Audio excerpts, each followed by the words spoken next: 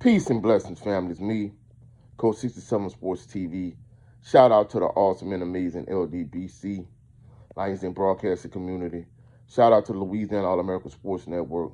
And shout out to the greatest university in the world, the Southern University, home of the mighty Jaguars. Last night, I made an appearance on Swag Talk with C. Wells. If you have not seen it already, go check it out. It was an excellent episode. We did our full recap of Southern University's 2024 football season.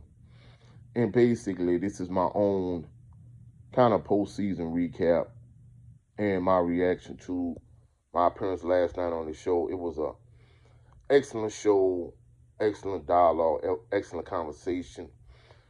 The runtime is over an hour for last night's show, and I really can't recap the full season in the same time frame that we did, but this is more of a short and condensed version of it.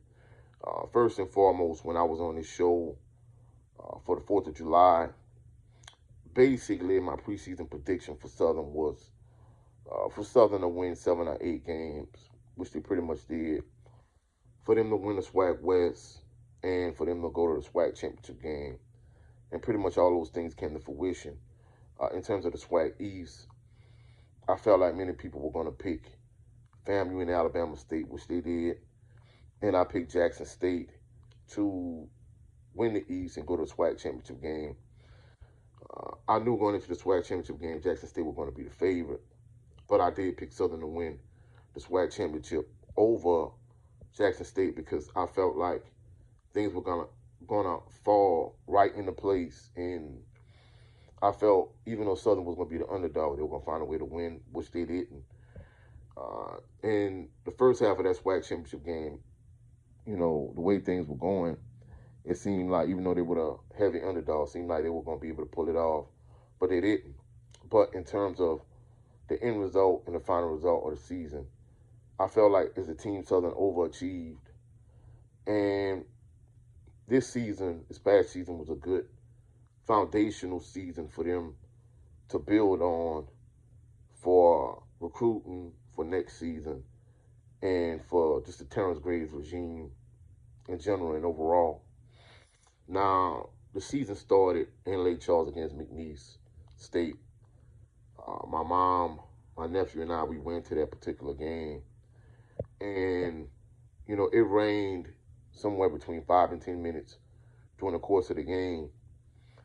And the thing that was frustrating is for you to sit in the rain and for Southern to lead that game between 75 to 85% of the game and end up losing to a guy that was supposed to be on your roster the year before.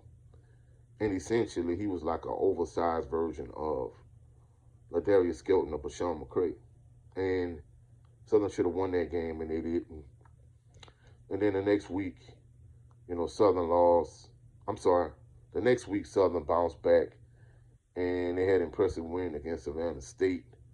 But it's Savannah State. You really can't gather a whole lot from that. Then early in the season, they lost to Jackson State. And, the course of the season was like a roller coaster ride. Southern had some ups and some downs. As a Southern University fan that is actually where I'm from, in Belrose, Louisiana, is actually closer to Niichel State University than Southern University itself. And my late dad, he went to Niichel State University. It wasn't by choice. Basically, it was more financially convenient and beneficial for him to go to Niichel State. So my grandmother told him, hey, you better go to Niichel State.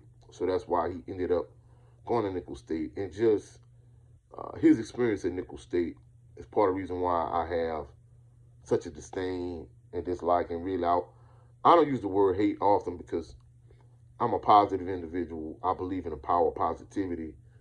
But I believe in giving my honest take and honest assessment of things. I think that's why many of my subscribers like my perspective on Southern University football, because it's honest, it's raw, it's uncut, it's unfiltered, and it's my 100% perception of things. It's the truth from my perspective.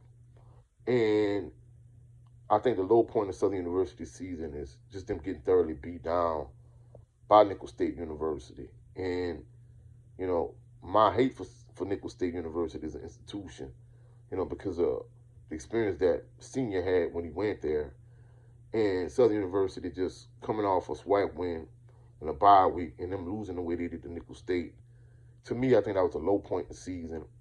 And truthfully speaking, even though I picked them to win the SWAC West at the beginning of the season, and I picked them to go to the SWAC championship game, I think the fact that, you know, that was such a low point in the season, if you'd have told me, hey, my prediction was going to be right and it was going to come to fruition, I wouldn't have believed it because at that time, I mean, it was like really the low point in the season. You know, watching Niichel State play, I was thoroughly unimpressed. It wasn't like they were like an overpowering team or extremely flashy team. It's just basically Southern went out there and they just, you know, laid a dud. And, you know, that's one of my reasons why I really can't stand Southern playing Niichel State, because even years when, you know, 93, when Southern went undefeated, the only loss they had that year was to Niichel State. And yet on the flip side, the win against Southern was, I think, the only win or one or only 2 wins Niichel State had that year. So I don't see the upside in playing Niichel State. If Southern was to play Niichel State this coming season in Thibodeau, it's gonna be a packed house. You know, there's not gonna be any seats available. Yet on the flip side, Niichel State comes to Southern University.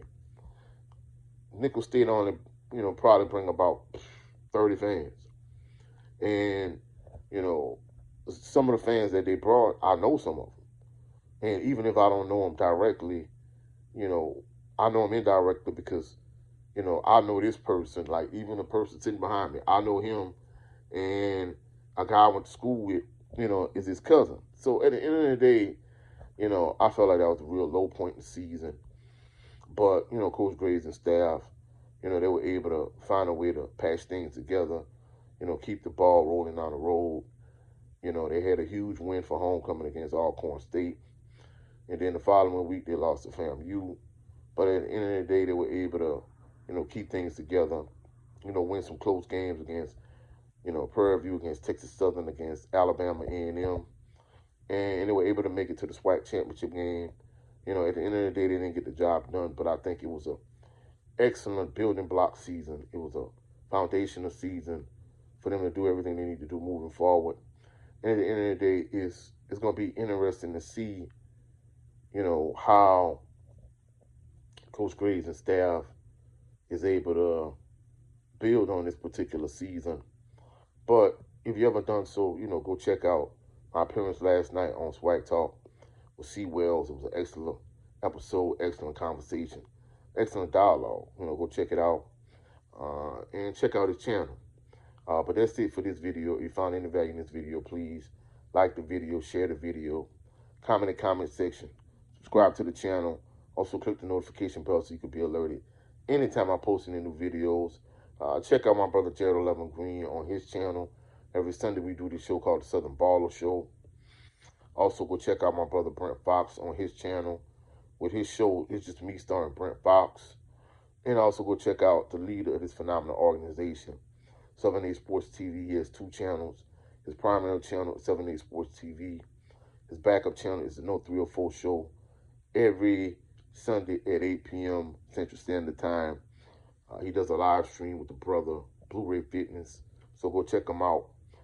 You know, hopefully you find value in this video. Hopefully you enjoyed this video. Of course, you already know, you know, every day I'm dropping a new Southern University content video. So stay tuned. Check it out. I'll catch y'all on the flip side. Y'all have a blessed, phenomenal day. Peace and blessings.